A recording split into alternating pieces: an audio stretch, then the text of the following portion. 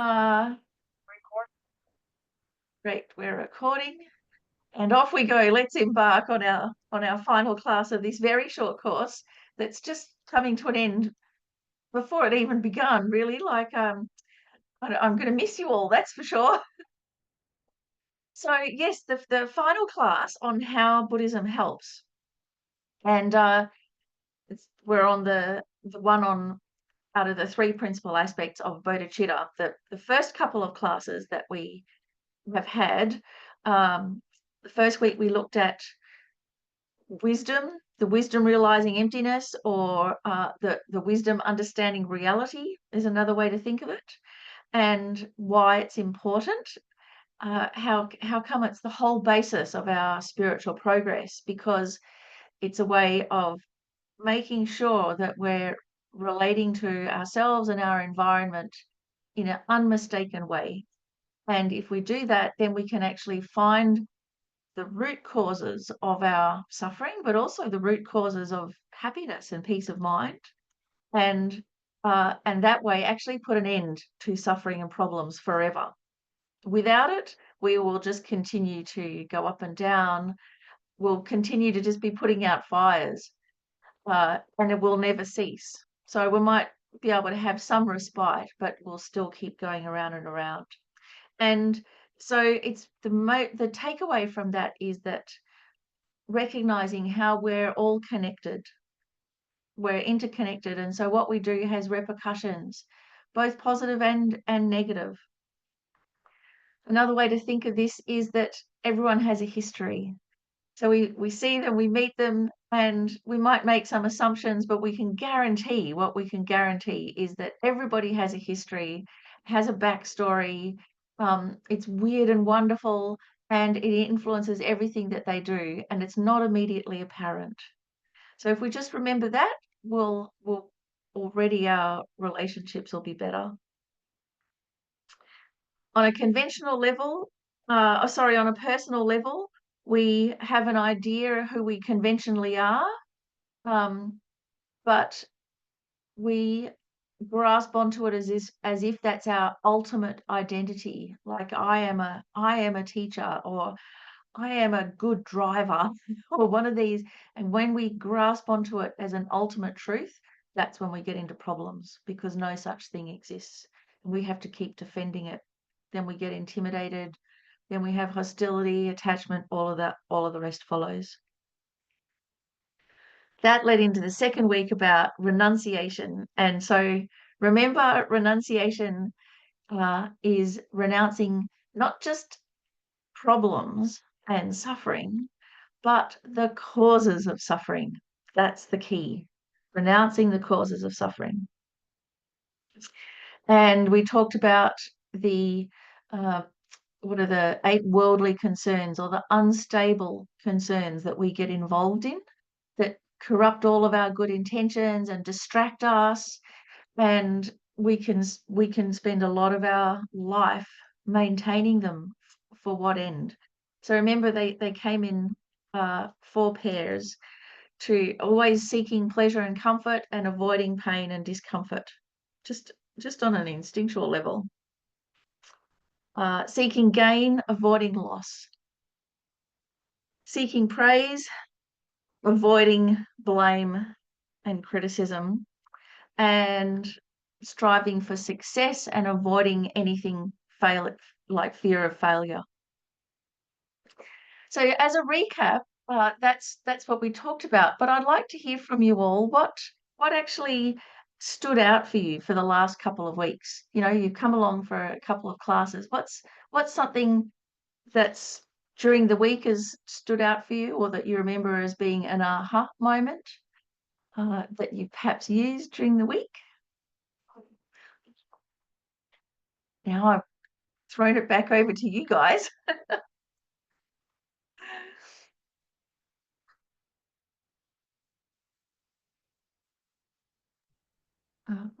Feel free to just unmute yourselves too and speak up. Oh, there we go. Okay, Peggy, you've got your hand up. I think where I really struggle is I think we're going to talk about that today, but the bodhicitta, I'm not pronouncing that correctly. Is that? No, you did. You've said it right. Yep. Okay. And just to read it, the compassion that is unbiased. I'm really struggling with that. And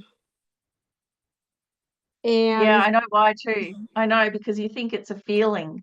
It's not a feeling. Bodhicitta is not a feeling. Can you say more about that? In fact, the entire class is about that. Okay, good, because that's where I'm really struggling. I will tell you, I mean, I've taken a lot of your classes, and I think the reason I feel so much, I feel so much better when I'm in a class with you about my life, and there are certain things that you have. One of the things that you and I'm getting classes mixed up, so I'm rambling. That's here. Okay. But it's called Feeding the Monster, and I think it was in your last class. So it's really good for me whenever I'm perseverating or I'm having trouble with this compassion and for everybody, and separating the behavior from the person, which is difficult for me. And I mean, I want to be a better person. I say, oh, stop feeding the monster, because I do that, and I'm just really glad to be taking this class, is all because that's what I strive for. Stop feeding the monster is a really good one, because the monster's not them, and the monster's not you. The monster's the delusion. So that's already just by using words, which is how we frame reality. It's how we actually bring things into reality, is with words. It's very useful just as a one-liner. And I'm all for one-liners, because in the heat of the moment, that's all we got to hang on to. That's all we can remember, is just one line, if we're lucky.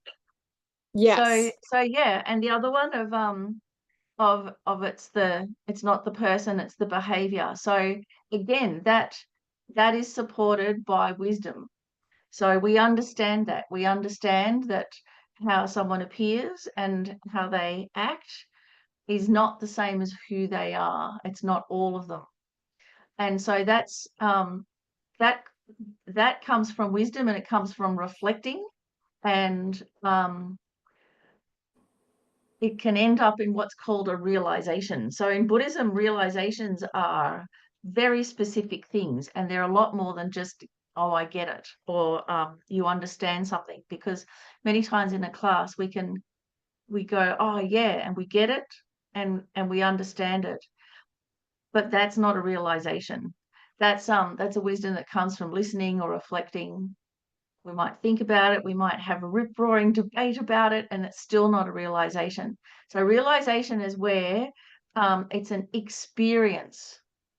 So our experience changes, and it comes from what's called an inferential cognition. So we have an experiential realization that comes from reflecting and working things out and coming to a completely new conclusion from what we ever have before. And it becomes part of us. So for instance, you know, when you're saying that the person is not the behavior. So that's something that if we reflect on and ponder and bring in all sorts of scenarios from our own life, and until it becomes part of our experience. And so then when we see a person, through our inferential cognition, automatically we'll know, that's not all there is to it. They have a backstory, and it'll come naturally. And that's what a realization is. So you're on the way. Okay. So so you don't have to think so much about it. With everybody, you just sort of say, no, you know that it's an internal thing, which is what we're It's an internal thing. An internal thing that you can do. The internal thing is is a result, Peggy. The internal thing is a result of doing lots and lots of thinking beforehand. Okay. And analysis and putting it together. So all this work behind the scenes, and then the result is out in the field of sentient beings, then your response is different from normal. Okay. That's very helpful. So thank you. great. Excellent. Thank you, Peggy. Anybody else? Anything that's stood out about the last couple of weeks, or questions that you've got? Or yeah, Linda. Yep. Oh, hang on. Unmute. There we go. Yeah. I don't have anything specific necessarily, and I have to admit that I didn't do any of the homework at all. It's just been crazy. But the classes I have been finding really helpful after the fact, meaning that for me, I can't specifically or can't say anything very specifically, but I feel that the last couple of weeks, I'm less reactive and think a little bit more. And even if I don't have an opportunity to think about whatever is happening in that moment, I usually wouldn't think about it afterwards either. But now I find that how I respond or how I interpret a situation is different. It's slower. It feels like I've slowed down a little bit. So that's been my experience. Fantastic. So you too, Linda, are well on the way. That's like a it's an evidence-based thing. So you've got some evidence that things are changing, how you're responding, your autopilot is changing. It feels better.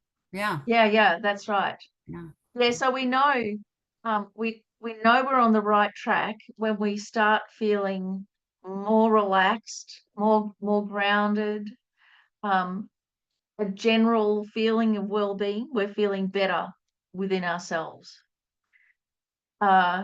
And that's quite different in tone, isn't it? To say if we've been reading and we understand it, but we find if we're studying too hard, if we're studying Buddhism too hard, then we find ourselves getting quite tight and agitated or annoyed at people that don't understand, and so that tone goes, "Ee." So that's a red flag. That's, that we're kind of going off in the wrong direction. So actually what you've described means, okay, so the formula you have at the moment, it's working well. How you're applying it, it's working well. Yeah. Especially that spaciousness, having things slowed down, because that's the pretty much singular most dangerous thing is when there's no space in between how we feel and how we react. That's when all the disasters happen. Right. Yeah, as we all know, as you know. Okay, well, excellent. There was a reflection sheet from last week, which was about just a way of goal setting, I suppose, but goal setting from a Buddhist point of view, which is a really big picture, and also one that isn't just about status and measurable progress and all that kind of thing, but our inner purpose, our inner drivers, and bringing that into how do we reflect that in our day-to-day life. So what I would suggest, rather than feeling bad about not doing your worksheets, is just worksheets on the cornflakes packet so that they're there, or on the coffee packet, or sticky tape them next to the coffee machine so that it's just there. You don't have to be all formal about them. Just have it there, like advertising's just there. And just pose the question to yourself. That'll be fun. Okay, well, Robin says, so sometimes, hang on, I'll just get the chat up. I find you can refrain from acting or speaking, but the mental internal tension remains. That's right. It does. And so then note that, and you must come back to it later. Because normally what happens is we're able to keep ourselves nice, as the Australian saying goes, and so we don't retaliate. We don't make the situation worse. We're really tense inside. We go away afterwards, and then the immediate situation has dissipated, and so we forget about it. And so then nothing really comes from that. Then actually, instead of not ruminating, going over, oh, I shouldn't have said that, oh, I wish I had said that, not that one, but taking the time to set yourself up nicely with a nice tea or coffee so that you feel relaxed and calm and happy, and then take another look at the situation when you're in a good mind state and see what's one thing you could have done better, what's something that you managed to do that was good, appreciate what you did, determined to do the good, one change next time, and that will help dissipate it. It'll also use that uncomfortable situation because we don't want it to go to waste. It was a horrible situation. So rather than just blank it out and, okay, there's some space of my life that's lost, all of those situations are, as Venerable Robina says, they're like compost. We can use them. We can benefit from them. None of it has to be wasted, which I like, because if I'm going to go through the bad thing, I want something to come out of it. And a huge amount can. A huge amount can. The mental internal tension, it's neither here nor there. It doesn't actually matter whether we have it or not. Trying to get rid of mental or internal tension as a thing, it's a very short-term thing. We just got to use it. Use it for something. Trying to get rid of that mental internal tension because we don't like it is part of those worldly concerns, seeking comfort, avoiding pain. It's a trap. So we just take that mental internal tension, go sit down somewhere nice, and then re-look at it. And then it'll be useful to us. Anyway, I've gone way off on a track there. Let's have a look what we're going to do. Thanks, Robin, for your input. So week 3 on bodhicitta, Peggy. So you're in luck. Glad you came along today. What we've covered are it's based on the 3 principal aspects: wisdom, cutting the root of all problems; the bumper sticker, nothing exists in the way it first appears; renunciation of suffering and its causes, especially the 8 worldly concerns that distract us from what really matters; and the bumper sticker, don't give up what you want now for what you want most.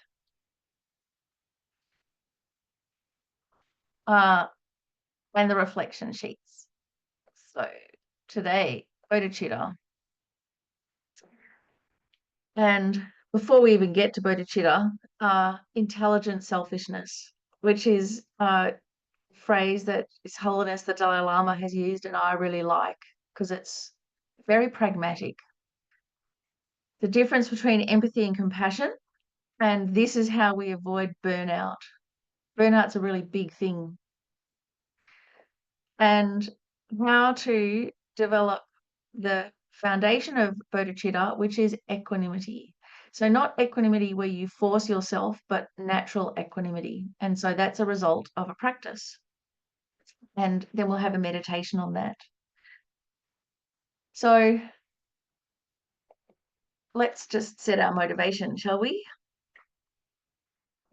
Adjusting your posture so your back is straight. Fine thread of light running from the base of your spine up through your body, out the crown of your head.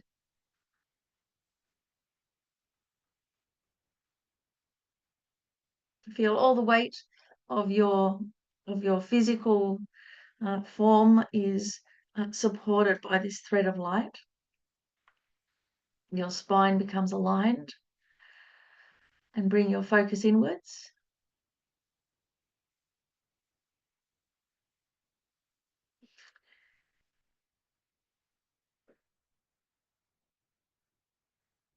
Take a moment to appreciate getting here today, the reasons why you're here.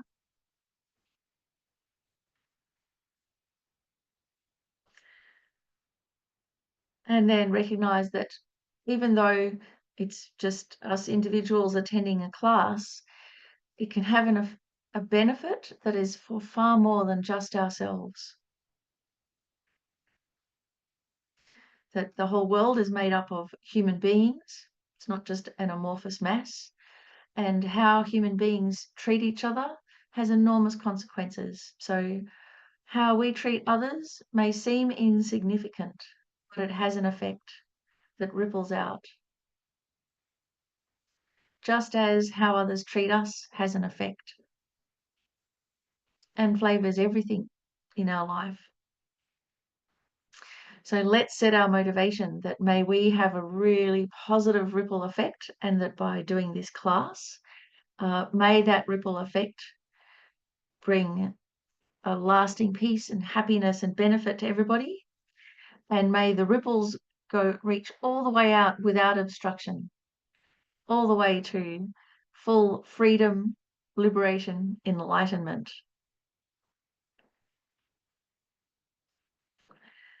And so in particular for this class with this motivation, then we can start our step-by-step journey to this ultimate goal, which we keep in our heart all the time. Right, so we're going to have a look at what are two opposing attitudes, and I have a slide which I'll get up and then I'll talk a little bit about them. So the two opposing attitudes, one is called self-cherishing, and it's neglectful of others, and it's where there's nothing there that's to stop us retaliating.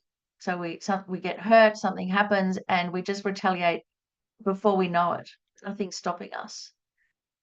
And with this attitude, we suffer and we also cause others to suffer. And it's called the door to all problems, a bit like a Pandora's box.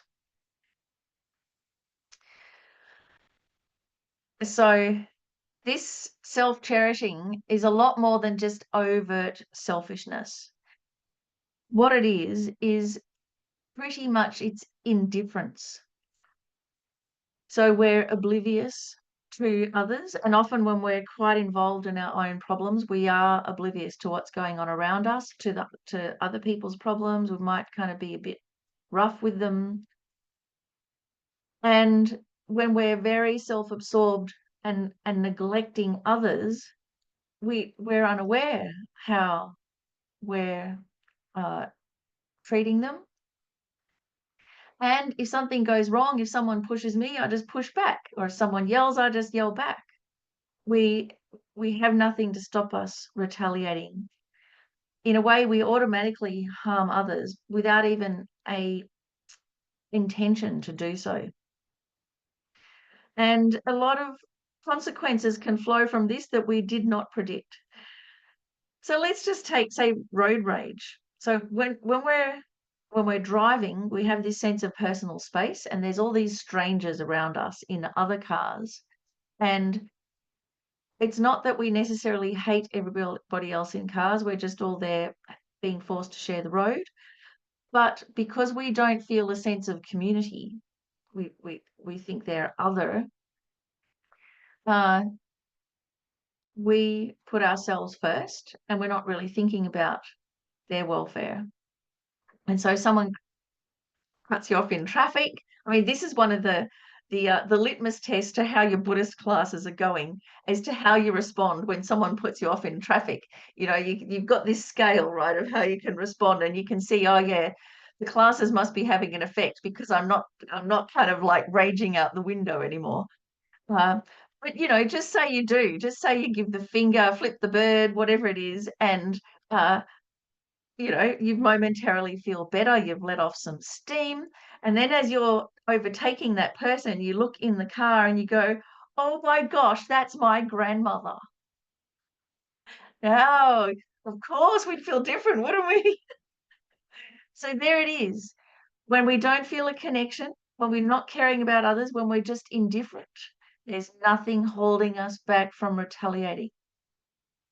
And that's dangerous. So it's not that we're malicious drivers. It's very rare that people are malicious drivers. It's just this indifference. And yet look at the carnage that can happen. So that's why it's the door to all problems, because there's nothing stopping us. And it doesn't mean that self-cherishing, that we neglect ourselves either. We don't look after ourselves or our health. It just means, to not be overtly selfish, but to watch this more subtle level of being oblivious to the welfare of others. On a societal level, this is how come we end up with the climate crisis and with pollution. Say with industrial farming. So with industrial farming, you just have the idea, the product, making some profit. It's quite a siloed view. And there is a neglect of anything outside of your immediate concern.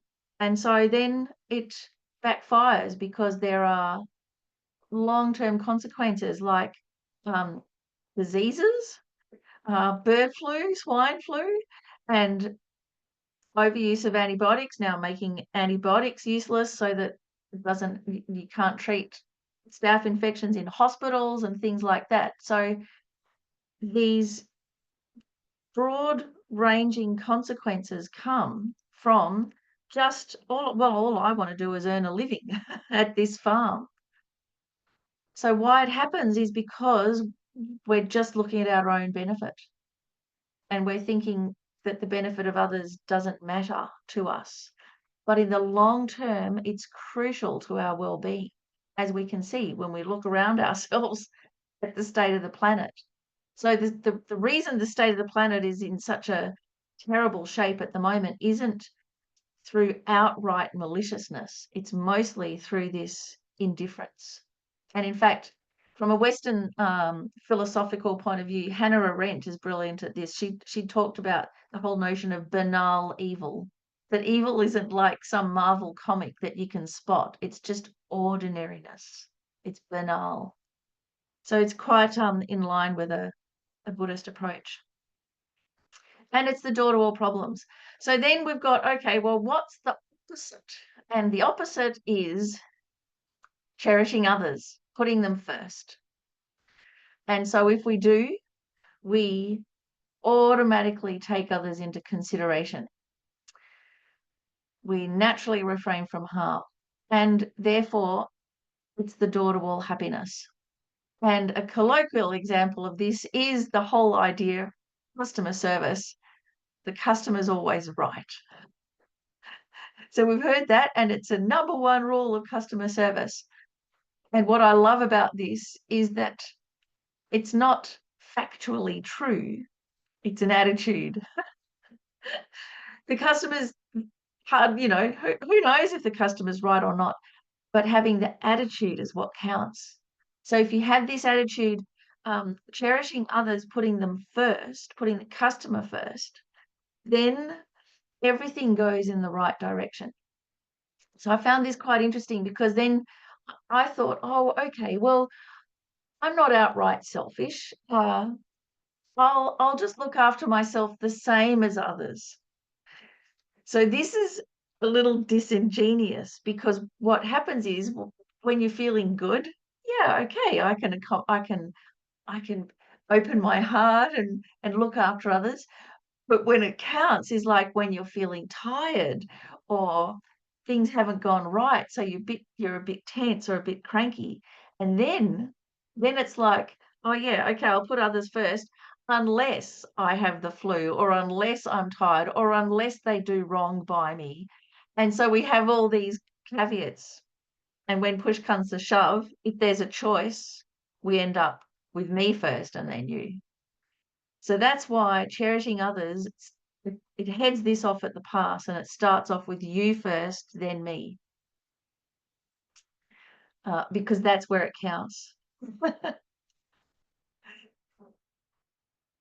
And it's okay if you have a natural resistance to that. I've got a natural resistance to that, but I understand how come it works. Because if, for instance, say with the climate, I I have my own little farm and whatever, and I want to have chickens or something, but I have to think about the neighbors, and I have to think about the runoff, and chickens attract rats, which attract snakes, and there's children around and all of these things. So I've got to think about everything.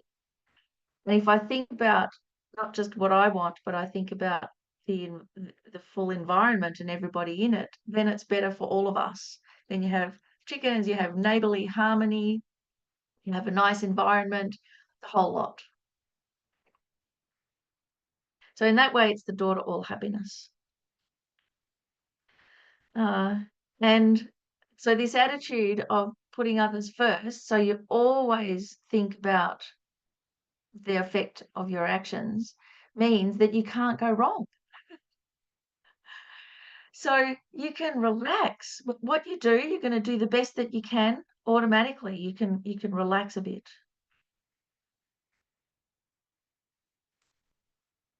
So questions, comments, how does that sit? Anyone, any opposing views? I'm very open to them.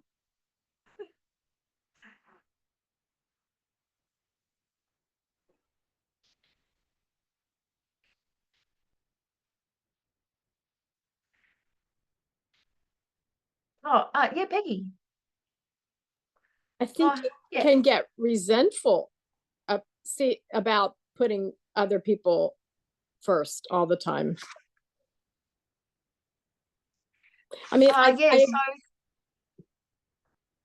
describe the resentful. well, I'm thinking more about you still need some boundaries. Yeah, give me an example, though.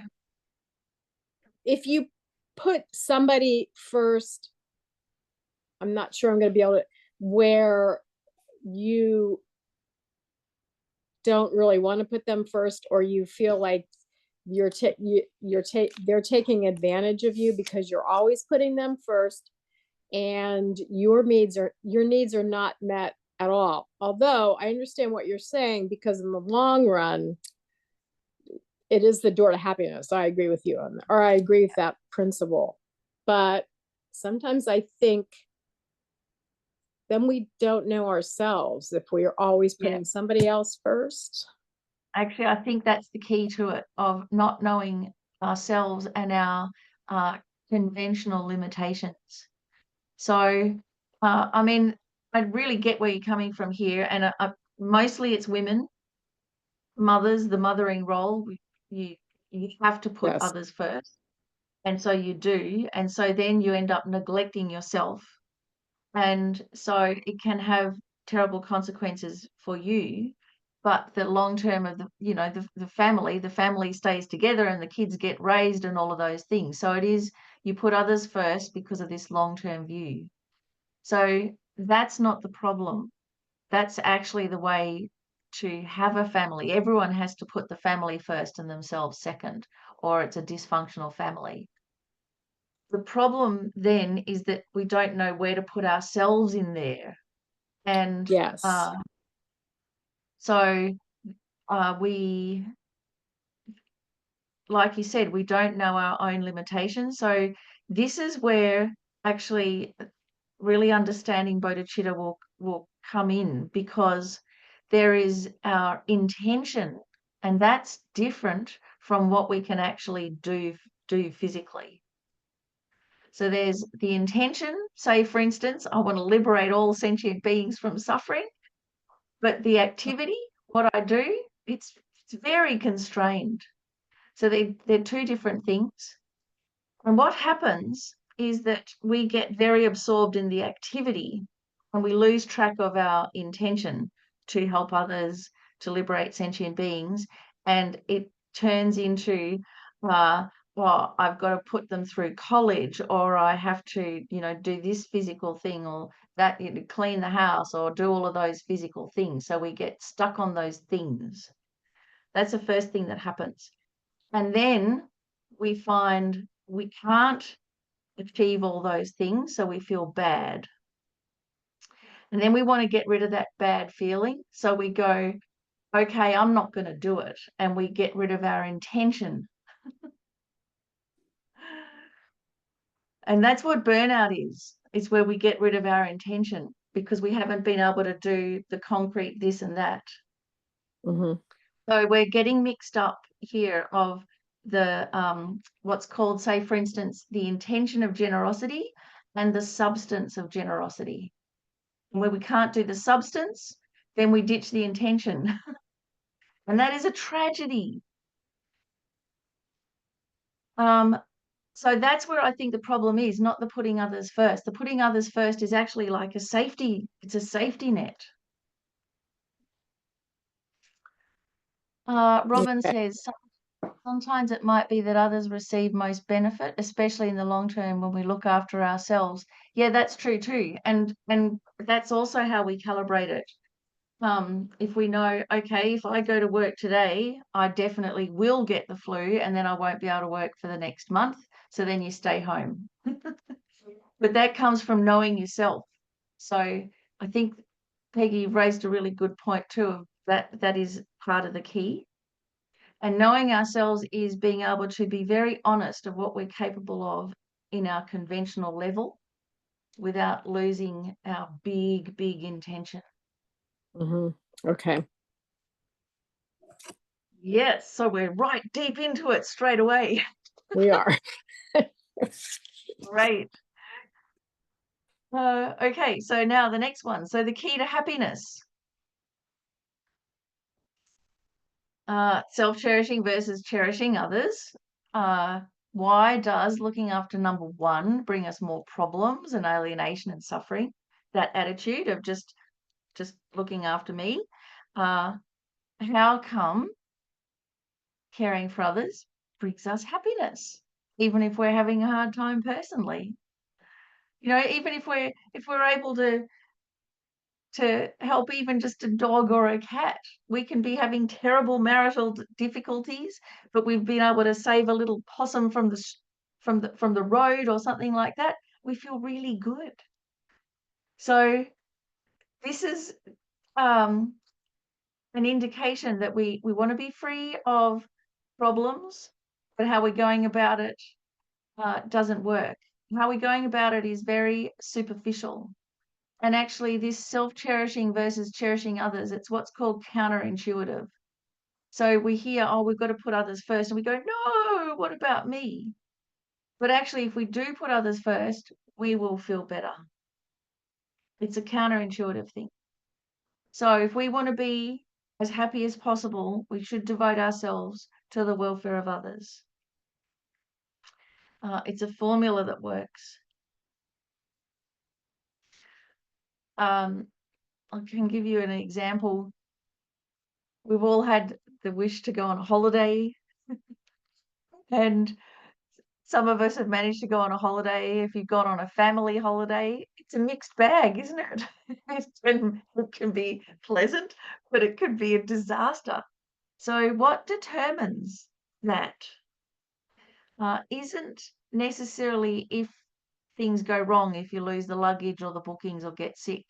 What determines if a family holiday is pleasant or not is harmony or disharmony. That's the deciding factor, isn't it? And you can have things go wrong, but it can be a bonding experience, or you can have things go wrong and it's the catalyst for disharmony. So we start off with, we want to go on a holiday, and if it's just all about me and we're annoyed with our family from the start, we're setting ourselves up for huge problems. But if we're thinking, okay, the purpose of the holiday is family harmony, the big picture, that's actually going to keep us safe.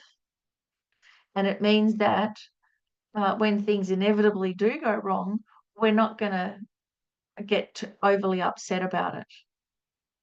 Because again, it goes from what happens. We have our big vision like generosity or altruism or family harmony, but then we forget and we get stuck into the concrete details.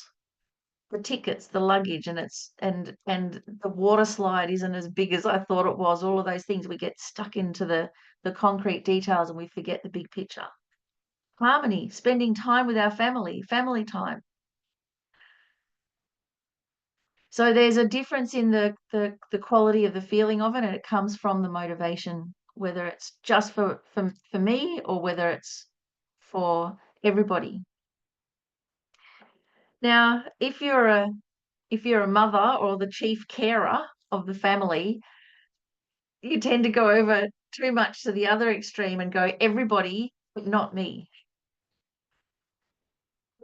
I think, Robin, you also brought that up. So that also is too far over onto that side. So everybody includes you. You're part of everybody. And that's the middle way.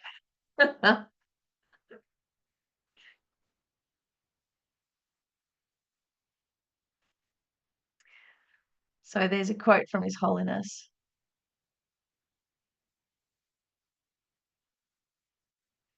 Whether or not our kindness brings benefit to others will depend on a great many factors, some of which will be outside of our control. But whether we succeed in bringing benefit to others or not, the first beneficiary of compassion is always oneself. When compassion or warm-heartedness arises in us and shifts our focus away from our own narrow self-interest, it's as if we open an inner door. So it's really nice, isn't it? And he differentiates again between what we're trying to physically do, which may or may not end up working out. We may or may not be able to actually benefit others, but just having that sense of friendliness, warm-heartedness benefits us.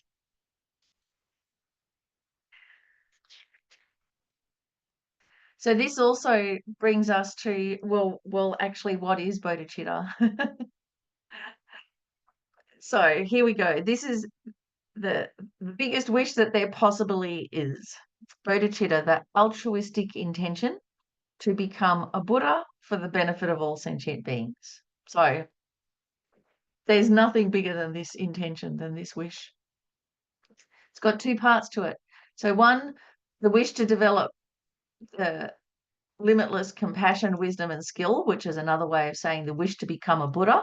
So you have unlimited compassion, perfect wisdom, and all the skills needed to benefit others.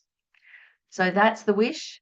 And why? To alleviate the suffering of all beings and bring them to lasting happiness. So I've got a picture of a doctor down the bottom here because this is a simple analogy that we can have, which is you go to uni to study to be a doctor. And so that's the immediate thing. And you have to keep in mind why. I want to be able to help others. Now, if you lose that thought, I want to be able to help others, you're just going to end up going to uni going, I hate these classes on statistics, or that all of the rote learning and the this and the that, it's a really hard slog, and you'll drop out. So you need a motivator to keep you going to do all those concrete things that sometimes seem to have no point to them.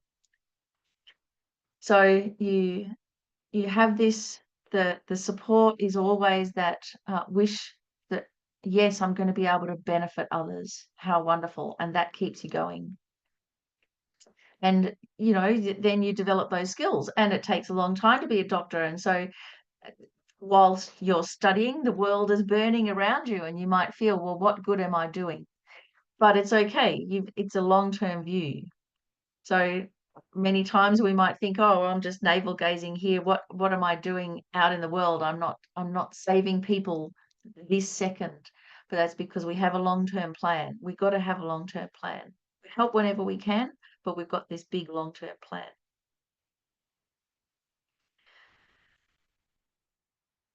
Now, there's a quote about this from Matthew Ricard.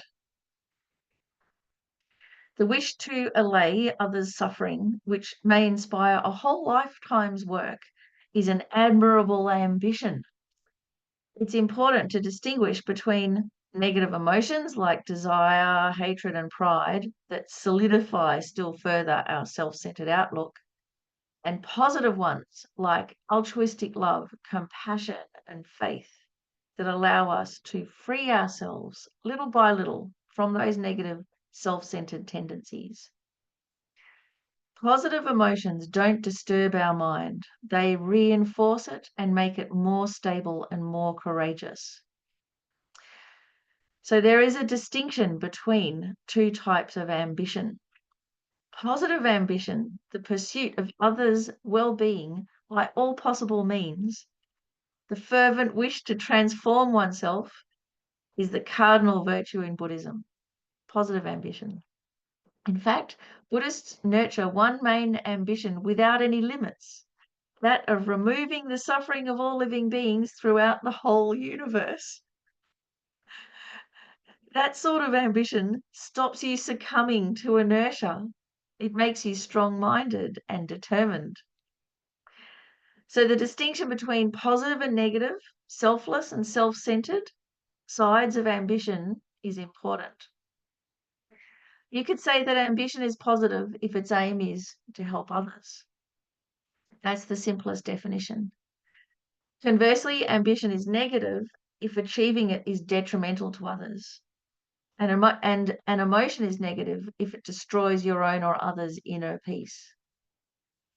So that again is the litmus test. Am I feeling more agitated or am I feeling more calm and open-hearted? But what is really pointing out here is that bodhicitta is this massive ambition. It takes strength and courage.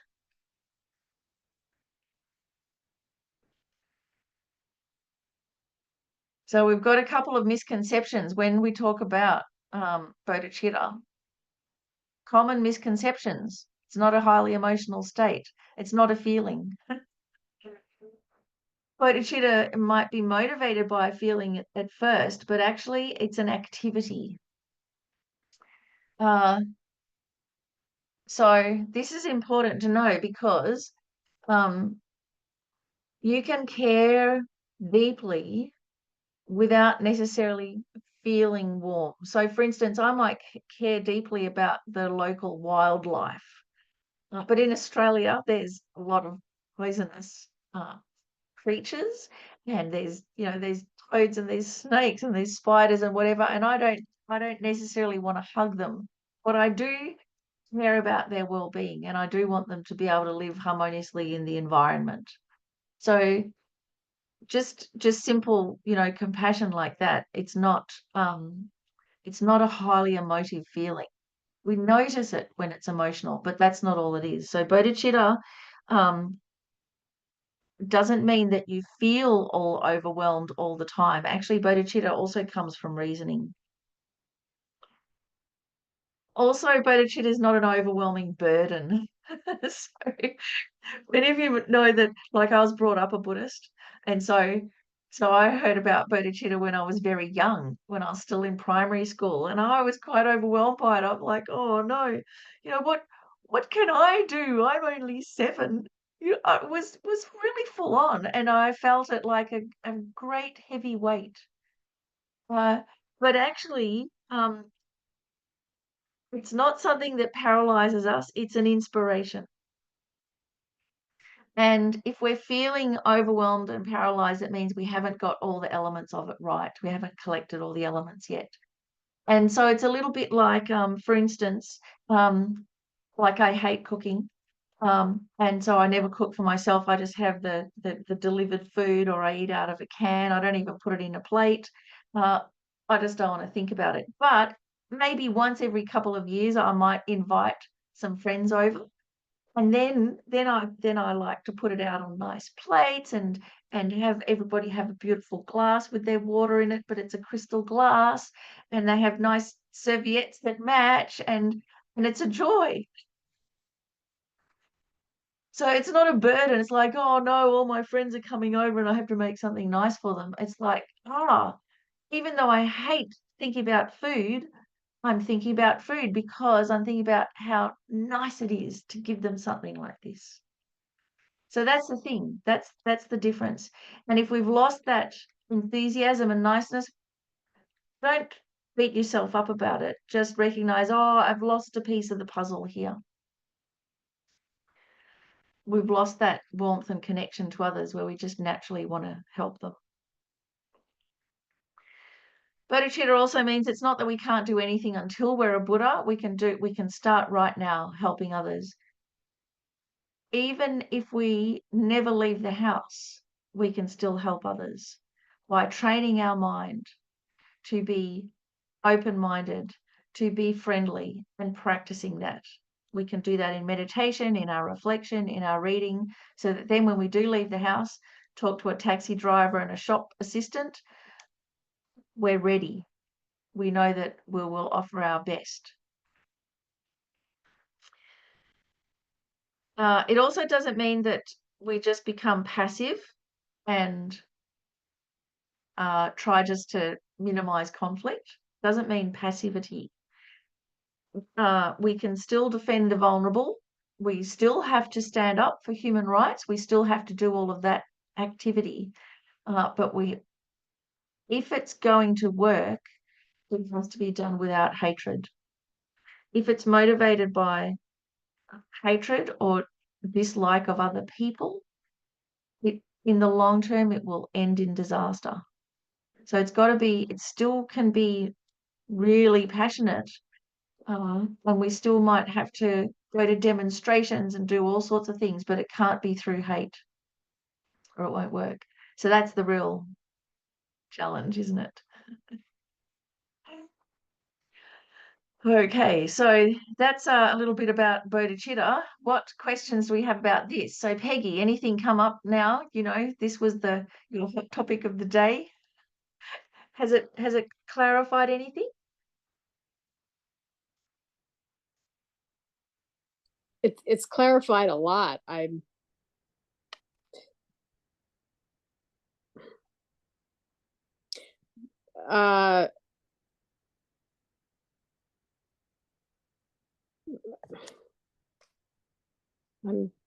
not, I have to give it some more thought. But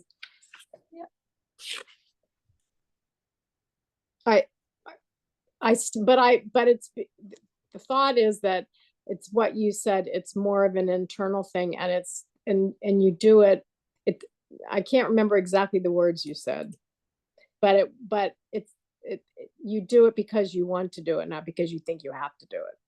Yeah, that's right.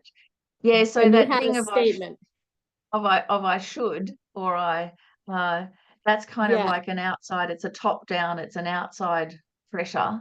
And that I mean, it can be effective in a way, but it's not sustainable, that kind of attitude. It's really got to come as a result of contemplation and putting things together. And what we're doing is we're putting two things together. We're putting our head and our heart at the service of developing bodhicitta. So this is where we come to the really juicy bit, the bit that I love, which is about empathy and how empathy is not the same as compassion. And often empathy is where we start. It's actually, I'll just stop this now. Where we first develop our compassion, or we even notice that we care, is when we experience empathy. And it's a feeling. And often, so we might feel quite neutral until, say, we see a kitten in distress or a puppy in distress, and then we go, oh, you know, so something's obvious, it's cute, it's obviously suffering, and we go, oh, and that's when we notice that we have that feeling. So it's a form of empathy. And if we work with it, that empathic response can develop into compassion. It's not compassion yet, it's just a feeling. It can develop into compassion, and it can develop into bodhicitta, but only if we have a plan. If we don't have a plan, what it develops out into is empathy burnout. or what's commonly called compassion burnout, where we see suffering and we go, oh, and we feel terrible. We feel it. We feel terrible. And then it happens again and again until we go, I can't watch the news anymore. And then we shut down. So that's because we don't have a plan. We don't know how to work with that feeling, that initial feeling of empathy. So there's not much understanding about this in Western psychology at all. There's not even much understanding about how empathy works, which is like a psychological process, let alone how to work with it to develop as a human being. It's just a whole field that is embarrassingly lacking. And what it comes down to again is that compassion, actual compassion, isn't a feeling, it's an activity. The feeling part is the empathy, and it can develop into compassion, which is, very simply put, the definition, the wish to alleviate others' suffering. So already that wish is an activity. So you're going, oh no, that's the empathy. How can I help? That's the compassion. Okay. But most of the time we just go, oh no, I don't want to see. Right. So that's empathy. Then compassion goes, how can I help? That's the activity. But again, like I was saying about generosity, that's the substance of it, but it's not the intention. And then if we can't help, this is what happens to first responders, ambulance drivers and stuff like that. So they have the empathy, then they go to help, then they can help, and then they start getting overwhelmed. And then they think, I can't do this anymore. And so then they shut down their empathy. They shut down their feelings for others. So again, that doesn't work either.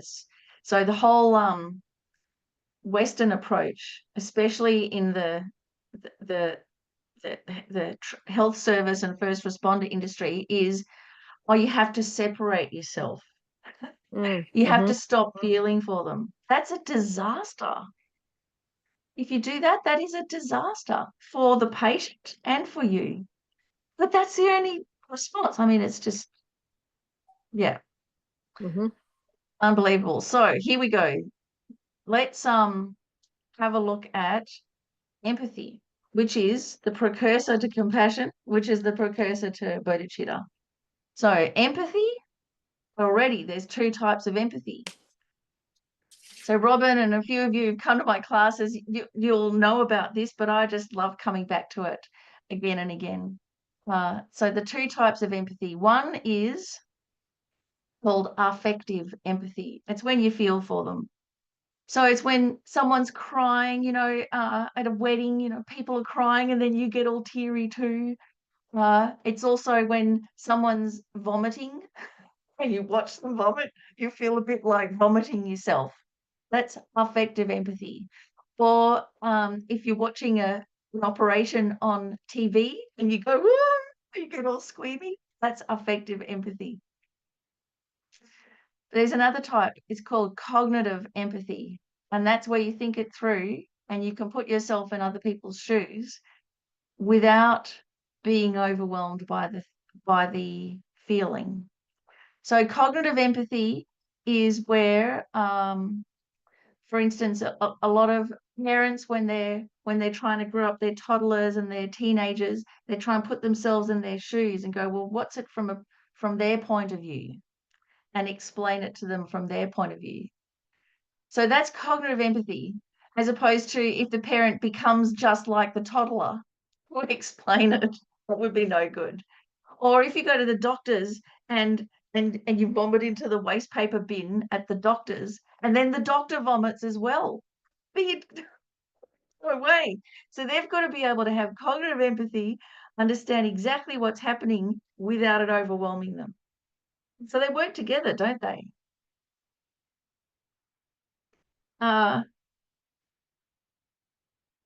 Cognitive empathy, you instinctually understand what's going on, but you don't feel it. So doctors have it. but also manipulators have it.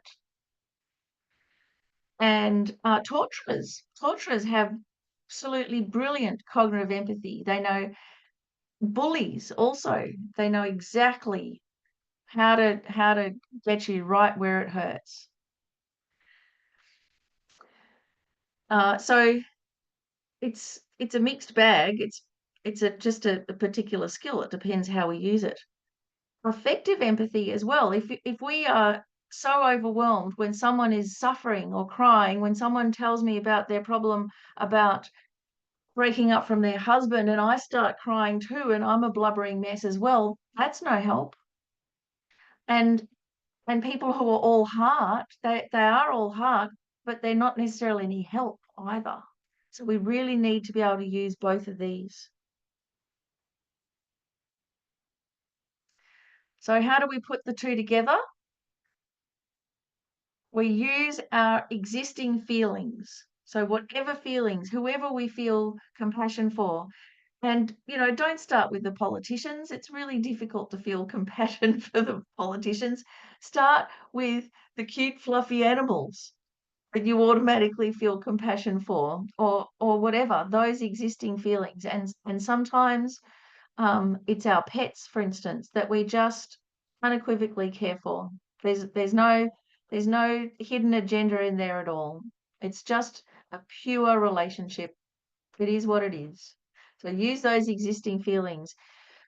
You see how they suffer and they can't help it, and we can't take their suffering away from them, and we wish we could. So we use that feeling of closeness. Doesn't matter whether they bite my hand when I put the tablet down their throat, I still love them. So we then expand that out using reasoning and logic to think, well, just like my pet feels like this, so does every other living being. And if I had a quality relationship with the other person or the other animal or whatever, I would also feel just as warmly towards them. They're just like me. They don't want to suffer. So then we use what's called an inferential cognition, which I talked about at the beginning, to develop a realization where we include everyone. So we use our immediate experience to include everybody. And this is done by thinking. So compassion, wishing them to be free of suffering. Compassion is an activity, not just a feeling.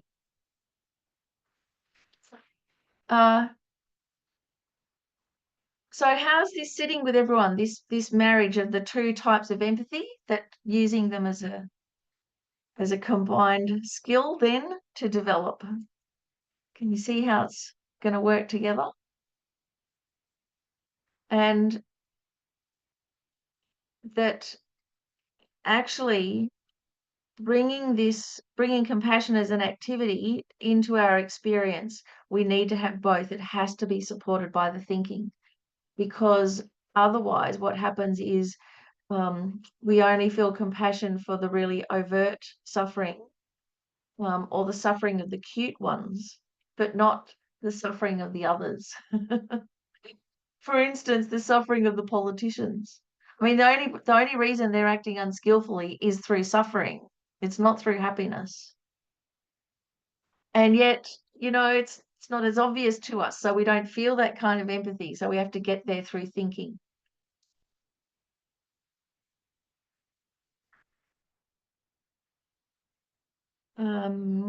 Questions? Oh, okay. So Robin, I'll do it because I want to, not because you told me to. Yep. So that's because we recognize the wisdom of the attitude and we've thought it through. Questions? Oh yeah, Angelina. Yeah. I sometimes feel lately like a lot of times when I'm feeling compassion, like it doesn't feel good. Like it's like there's horrible things going on in the world and I have all this compassion, but I don't have anything I can do with it, especially when it's so far removed from me. So I'm like, is there any benefit to feeling that, or should I? Yeah, you're absolutely on the right track. So, when we have the four immeasurable attitudes in the meditation: immeasurable equanimity. Then we have immeasurable loving kindness, friendliness, wishing everyone have happiness, everything that they need, all the causes of happiness. So that's quite a joyous meditation. Then we have the meditation on immeasurable compassion. May everyone be free of suffering. And you're absolutely right. Once you have that thought, now your mind is on suffering, and suffering is unpleasant. Yeah, it's a hard meditation to do. And we need to prepare for it. And if we don't get it right, it can just re-trigger us in all the wrong ways. So that's why the previous class, when we looked at those worldly concerns, where we just have a reactionary response, oh, this is uncomfortable, I don't want to do it, to watch out for that. Because to develop compassion, we have to look at suffering. And looking at suffering is not pleasant. It's distressing. It absolutely is. And so in a way, we've got to med it out bit by bit, and that's why doing it in meditation is good if you've got a plan, because you have that response, oh no, how horrible it is, your heart breaks. And then you have all of your Buddhist studies to back it up of, well, what am I going to do? So as human beings, we need to have a sense of agency. We need to feel we can do something. If we feel helpless, then that's when we collapse, and that's when we burn out and we lose all of our energy and we get all bitter and twisted. So the thing to do is to cultivate this attitude, may they be free of suffering. So that's the first one. Like, I wish they were free of suffering, and to just witness suffering, and then on top of that, put the wish, may they be free. So it's a subtle step, but it's different from just witnessing suffering, to have the wish, may they be free of it. And when you're on the bus and there's a parent there and the kid's crying and the parent's all embarrassed, uncomfortable, and you can go, oh, well, this is horrible hearing it, and I don't want the kid to be unhappy. May they be free of their suffering. So if you really get this as an attitude, then if you can help, you'll do something. You'll hold their bag, or you'll help them not fall over or whatever, but you certainly won't get annoyed, which is a positive. But it's like priming your mind. You'll be ready to help wherever you can. So already it's a bit of an activity there. It's a mental activity that primes you for whatever conventional things you can do. And then you can also then, to continue to prime your mind, do meditations on alleviating beings of suffering. So Chenrezig meditation, for instance, where the nectar comes from Chenrezig's hand and it flows to the hell realms and the animals, and it washes through them and it washes away all their pain and suffering, and they are liberated, they're freed from their suffering. So you have a process that you're engaging in meditation. So it's an activity, you're getting the whole ball rolling in a positive way. And that is actually priming our mind for being able to help others. And it's the only way you're ever going to feel better about it. Because, yeah, it can be otherwise. I've heard people say this, oh, I've been meditating on compassion for years and it just doesn't work. I feel terrible. And it's because it's not. You're meditating on empathy. That's not compassion.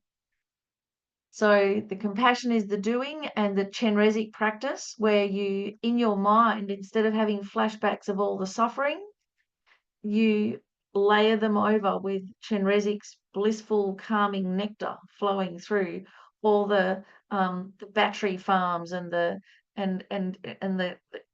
cows in their sheds and all of that kind of thing. So your image of it changes, and you've got this activity of helping. So really good point there, Angelina. And if you find yourself shutting down, that's because you're fixating on the horror without then developing the, may I be able to help.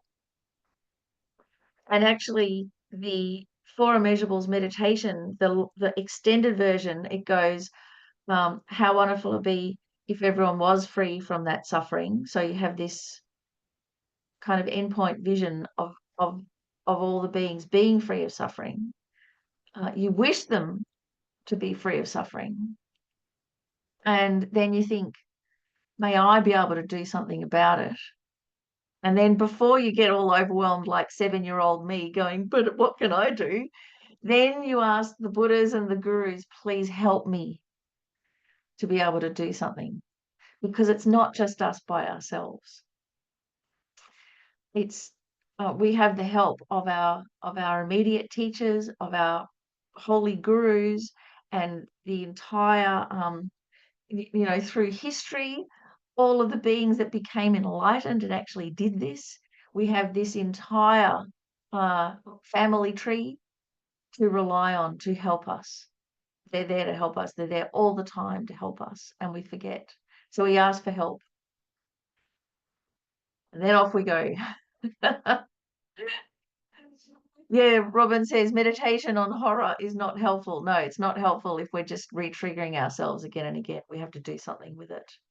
But it's a tricky one, because with those being overwhelmed by the worldly concerns, we think, oh, I can't look at that anymore. And so instead of actually using our feeling of horror to develop compassion, we just don't look anymore. And so then us white middle class Western world people become very oblivious to the sufferings of others.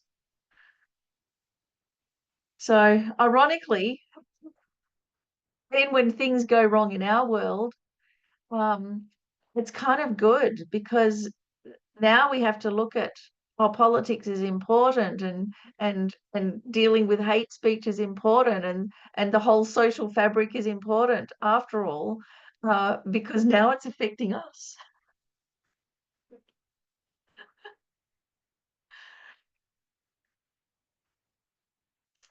Let's do a little meditation on this.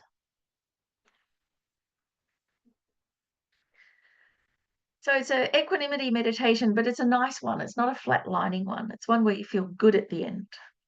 Just a short reflection. So again, nice deep breath in through the nose, out through the mouth. Let go of any tension. Adjust your posture so you're comfortable and feeling alert.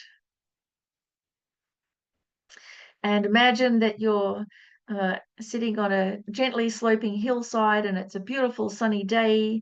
The sky is calm and clear. You've got a lovely view. And there are all these people that have just joined you, like for a picnic on this hillside. So on either side of you, closely around you, are all the people in your life who have supported you the most. So your parents, close relatives, very best friends, perhaps the teacher at school that was the one reason you were able to finish school.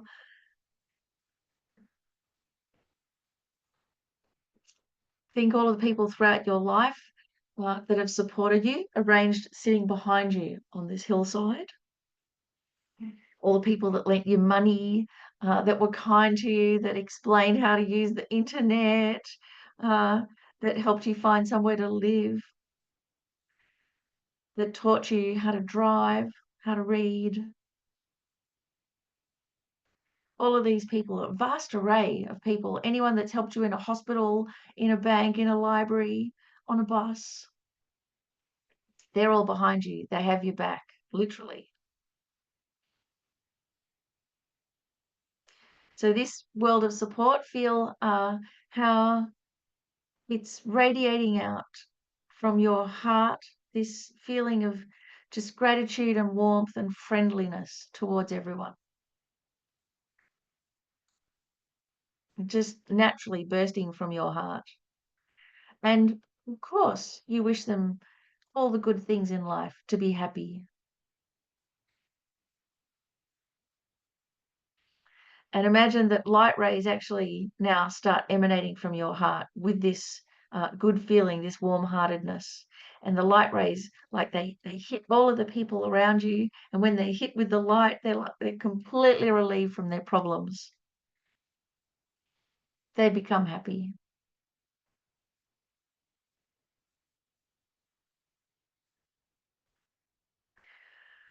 And then the people in front of you, these are all the ones that have challenged you. The difficult ones, the rude boss who you had to practice patience with, the social injustice that you had the courage to stand up for. Anyone who's hurt you, that the first time you got to practice forgiveness.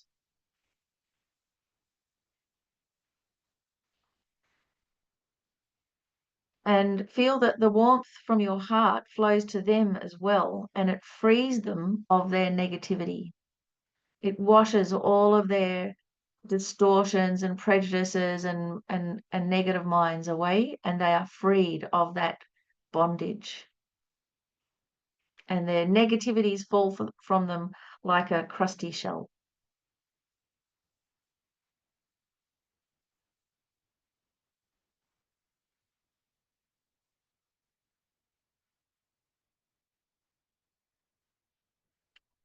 And then further out, surrounding these immediate groups of people, actually as far as the eye can see, are all the people throughout history who have indirectly contributed to your well-being.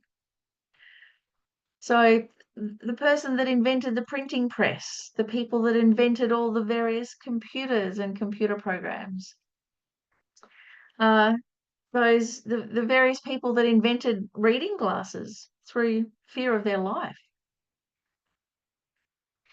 the medical researchers, everyone that put themselves forward for experimental medicine, all the amazing inventions and inventors in the world that just kept on at it through great personal sacrifice. All the people way, way, way back in history that worked on agriculture, on sanitation, on running water. So this is from the labor of generations of living beings, and we are benefiting. We don't even know them, and we're continuously benefiting. So wish them wherever they are now and whoever they are now, wish them also to have everything that they need and to be free of suffering.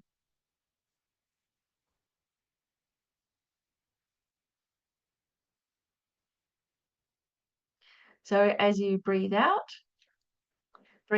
friendliness and warmth and loving kindness as light that touches them and brings them happiness, frees them from suffering. And as you breathe in, take their suffering off them, relieve them of their suffering.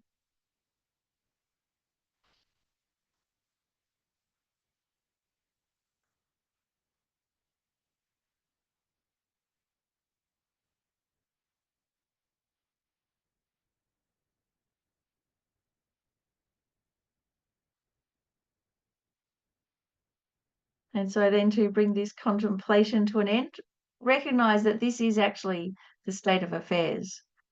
This hillside that we've imagined is actually how things are. All these beings exist and have existed. And that whenever we can, just through the simple act of breathing, may we get used to have this habit of wishing others well and wishing them free of suffering, just by breathing. Okay. So this contemplation I call the world of support, because really we do experience benefit, not just from friends, but also from the enemies and all the strangers. And not just even now, but going way back generations and generations. So this equanimity of feeling, recognizing and appreciating the benefit from everybody. It's not just making things flat, it's actually the support, a world of support. And the other thing we can take from this is to remember, oh, yep, just like me, everyone wants to be happy. So this is the bumper sticker for this week. And it's important. It's not just, oh, remember, everyone wants to be happy. You have to put it just like me. Everyone wants to be happy. And that way we feel close, we feel connected. And when we feel connected, we won't lose our compassion. We won't be othered. And so we start with all of those who are close to us, and then the strangers, and then you can work up to just like me. What's his name? Rupert Murdoch wants to be happy. just like me, Trump Jr. wants to be happy. Okay, so we're working on it. Of course he does. And just like me, Trump also wants to be happy. Trump Sr. So it doesn't mean that we disregard anything else that's happening, but this is the core. This is the heart of the matter. And if we keep this heart of the matter, if one day we manage to meet one of these people, we'll be able to be effective. We'll know how to talk to them. We'll be able to use our cognitive empathy to speak their language, and we'll be able to use our heartfelt empathy, understanding they're another living being just like me, to connect. And it's only by connecting that we can change the world. So it's a really big thing what we're doing, everybody. And in a nutshell, this is then how we can continue developing this really strong foundation of equanimity, the equality, feeling equal towards all, balanced attitude. So start with this affection that you feel, affection towards friends. We've got to start with that warm-hearted feeling. So, like you were saying before, it's not because we should. We start with the feeling that we like feeling, that's genuine, that we do actually really care. And then instead of just going, oh yeah, I love my family, then expand it out to all families. And we can do that by using our cognitive empathy, by understanding, well, that family feels just like that about them as I feel about mine. So therefore, there's no difference between us. So we expand it out till we actually start feeling that towards everyone.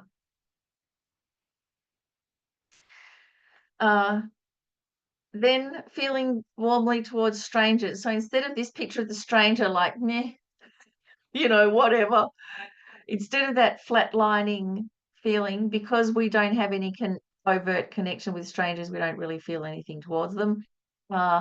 We've got to preempt it, and we raise the bar to feel warmly towards all the strangers as well, to start off with. And how do we do that? Because we've got to find out how they're just like me, how they're just like us. If they're one of us, naturally we'll feel warmly towards them. So everybody's one of us. Then we'll raise the bar naturally. So that also, we need a bit of cognitive empathy in there. Start off with the good feeling. Oh yeah, just like us. Support it with our wisdom. Now the other one, the feeling concern for one's enemies. So again, you don't have to go out and hug them. I've put a picture of a snarling dog here. So you think of like guard dogs. So guard dogs, they're dangerous. They're scary. They're really intimidating. It seems like they're just full of hatred and aggression. And that is true. So I'm not denying that, and we have to recognize that. But with a guard dog, we can see underneath, we can see that we know where it's coming from. They've been trained like that.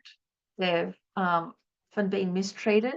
They themselves are terrified. And that's why they act like that. And we know that about guard dogs. We know they're not inherently evil. We know they're brutalized. So when it comes to enemies, this is the way to think about it. They're not inherently evil. They've been brutalized. So it doesn't mean that you go and hug the guard dog. No way. You've got to be very, very careful. But they can be rehabilitated. It's definitely possible. And at the very least, this is how we don't judge the person, just the behavior, by recognizing they've been brutalized. So again, there are stages of brutalization. So when people have been bullied or brutalized just a bit, you can help them and you can reconnect in this lifetime. There are some people that have had so many terrible things happen and have been so brutalized that it seems like it's impossible to get through to them, that there's no way, and they're really dangerous people, and that's on a conventional level for sure. But from a Buddhist point of view, this life will come to an end and that consciousness will go on, and being trapped in that karma will finish. So we never have to give up on them. We may not be able to help immediately in this life, but we never have to give up on them. And the simple thing to remember about that, just like the guard dog, is no one acts badly out of happiness. They only act badly out of suffering. Anyone who's acting badly, guaranteed they're suffering. They may not know it. It may be that all-pervasive compounding suffering. They might just be feeling anger and strength and fight. They're suffering.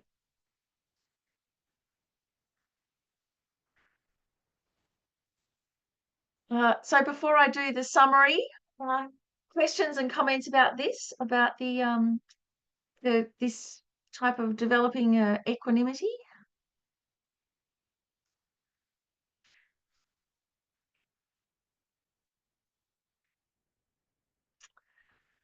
All good. Okay. Oh yeah. I'll drop a little story in there. So I'm having an interesting time cultivating bodhicitta and working on this stuff. And by the way, the empathy and compassion exercise was good for this. So I did get some tools to walk away with. But for example, my mom's an alcoholic and she still smokes cigarettes and her health is dwindling. How Yeah. she's, it's very hard for me to cultivate bodhicitta because I'm also watching her very strongly go toward cause harm to herself. Yeah. But one Yeah. example is that just me being around makes her happy. So on one end, a little bit of her suffering is being alleviated because I'm happy, but at the same edge, she's still up to her behavior, right? Yeah. So it's really interesting. I've been trying to cultivate bodhicitta and about this relationship. Yeah, so Venerable Rabina's often talked about this, and she actually says, like from a Buddhist point of view, the way we frame it can be quite different from normal. So one thing is to, like, we might say, "Oh, my mother's an alcoholic," but to actually say, "My mother suffering from alcoholism."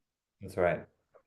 So that's one, reframing it, because if we go, oh, my mother's an alcoholic, then we focus on just that, Mm-hmm. whereas we separate out the delusion from the person. It will help them too, Mm-hmm. that they're suffering from the delusion, but they are not the delusion. We suffer from the flu. We have the flu. We are not the flu.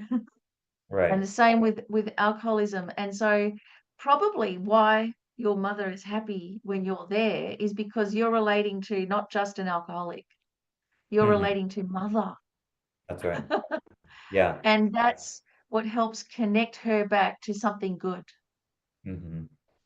And so that is great that you know that just by you being there, it can help her. And the way you can continue to be there without just dying of frustration Mm-hmm. is to relate to the kindness of the mother suffering alcoholism, which is Right. not her. It's a Yeah. it's a delusion, it's a ripening karma, it's total bondage and everything, but it's not her. Mm-hmm. Uh, and again, like with compassion or with bodhicitta, there's to never give up the wish to help. But what we may be able to do in this life will vary. True. And one of the hardest things is where you can't actually physically help somebody, where they just destroy themselves. Yeah. And so normally, because we can't handle that, then we go, well, I give up on you. And we cut them off because we can't bear our heart breaking. Hmm. So that's where this really thinking about the intention, bodhicitta, and the substance, what you can do at the time. And what you can do at the time may be nothing, Hmm.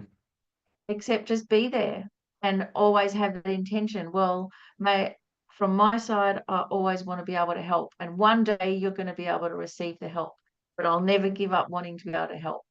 Nice. So yeah, that's a really it's a really raw example, Tyler, and Yeah. Yeah, and I because mean, I know with myself, like for years and years, I drank copiously, and I think everybody drinks as a form of self-medication because we think it's going to help, oh, absolutely. Yeah. and that's the real horror that we do what we hope is going to help, but it doesn't. And so that's why we had that class last week on renunciation, because we all want to have something that helps, but we actually have to get the thing that helps, not give up the thing that harms us. And that's really tricky. It is really tricky. Yeah. You know, and So this class helped the most because of what you said a moment ago.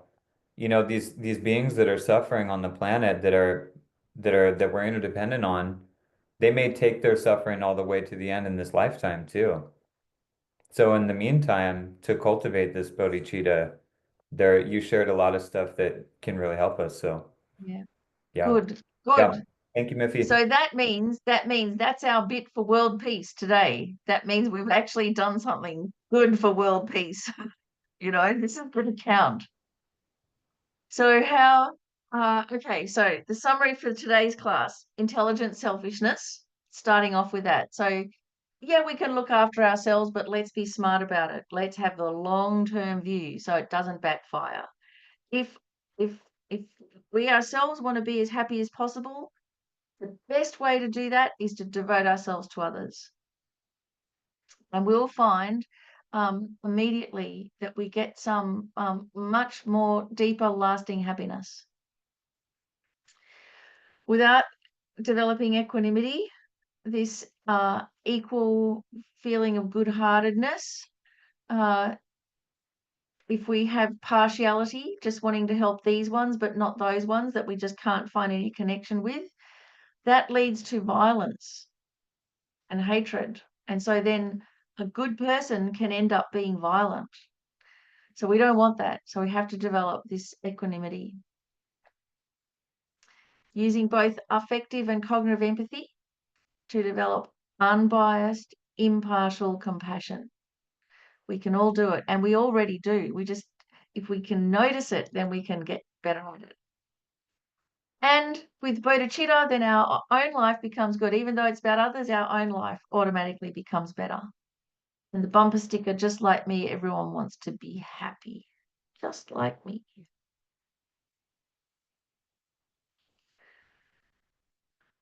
So how does Buddhism help? We've got our three, renunciation, bodhicitta, and correct view, and they all work together to support each other. So the bodhicitta, that's the heart, it's in the middle, the heart of the matter.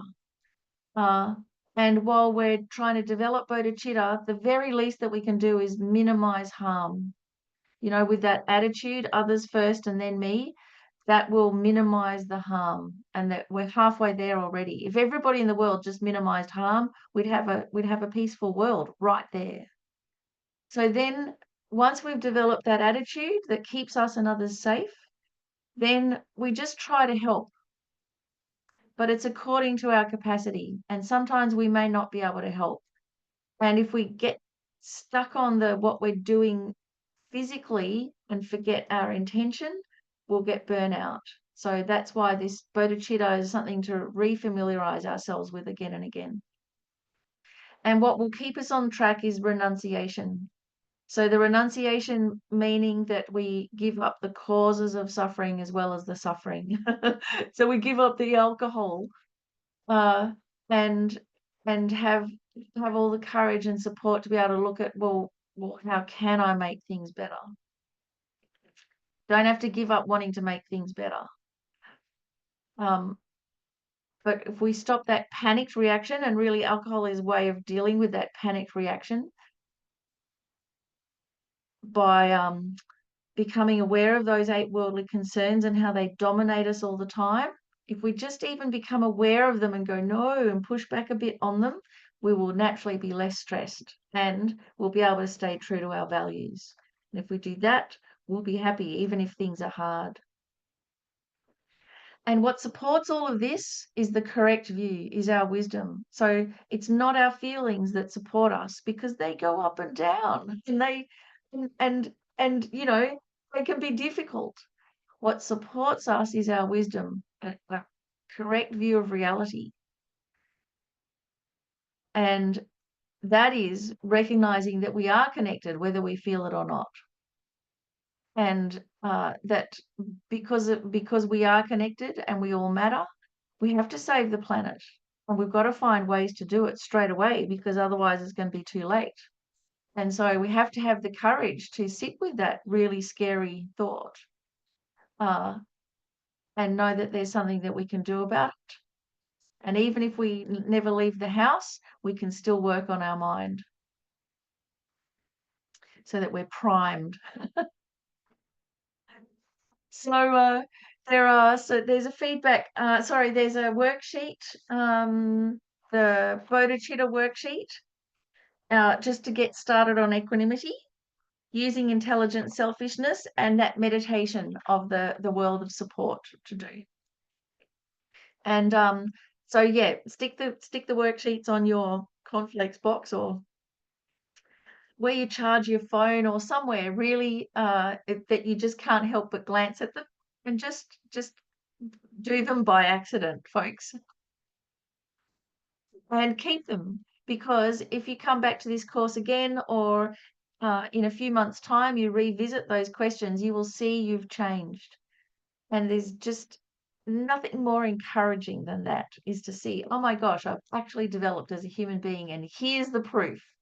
So keep them as your proof.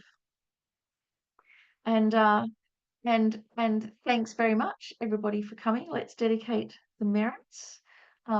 Also, thank you very much, Land of Medicine Buddha, for hosting me, and Tyler for being a wonderful Zoom host.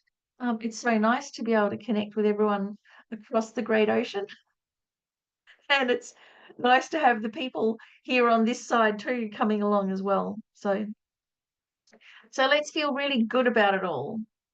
It's great to feel good about things. Let's use that excellent feeling to propel us all the way from here to enlightenment, so we can perfectly help all sentient beings.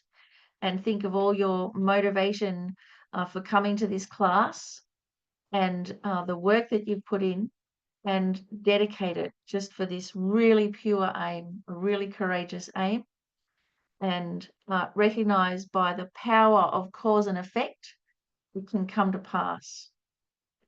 We just put it in this direction, and we feed it with all of the good things of the 3 principal aspects of the path, and this vast vision of becoming enlightened for the benefit of all sentient beings. It can happen.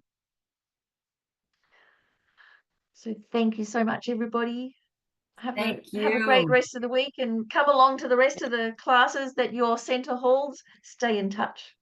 Thank you very much. It was great. Thank you so much. It Thank was you again, wonderful. Miffi. Thank you.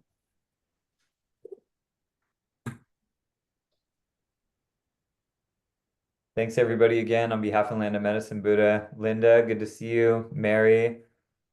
And I will send the recordings out in the morning once they load up, okay? So keep an eye out on your email, and if any problems come up, feel free to email me if you didn't get them. Great. And we hope to see you next time.